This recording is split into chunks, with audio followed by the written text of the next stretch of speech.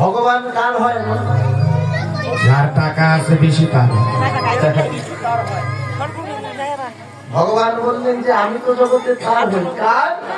যেজন আমার হয়। যে আমার হয় না আমি কোনদিন তো তার হতে পারি না।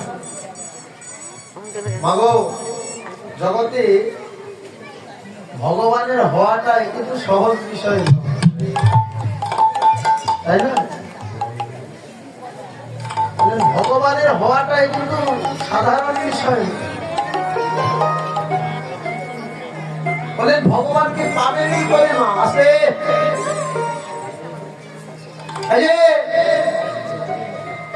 বলেন ভগবানকে পাবো কেমন ভাবে? জানো না? ভবাপাগলার নাম শুনেছেন? ভবাপাগলাকে প্রশ্ন করেছিল তার এক ভক্ত যে থাকেন,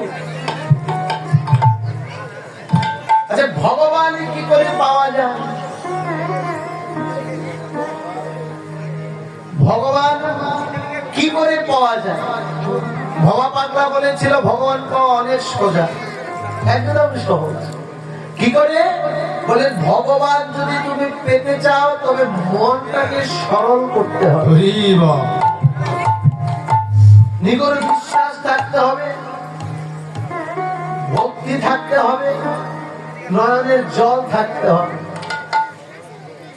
ভক্তটা বলেছিল তার সবই ঠিক আছে, বিশ্বাসও আছে যে ভগবান আছে, ভক্তিও তার চরণে আছে, নয়নের জল দিয়েও ভগবানকে ডাকছি।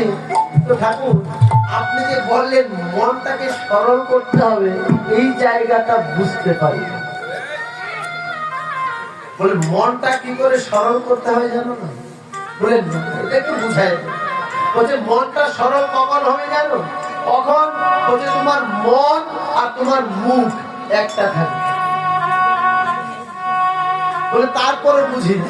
বলে এরপরেও বুঝতে পারছো না? বলে না। বলে মন মুখ এক থাকতে হবে, মনে এক কথা মুখে যেন আরেক কথা না হয়। মনে যেই কথা থাকবে মুখে যেন সেই কথাই থাকে।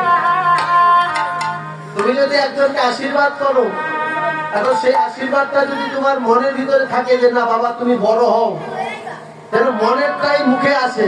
আবার যদি এমনটা না হয় মন আর মনে মনে ভাবছে যে তুই ধ্বংস হয়ে যা, আর মুখে বলছে বাবা বেঁচে থাক,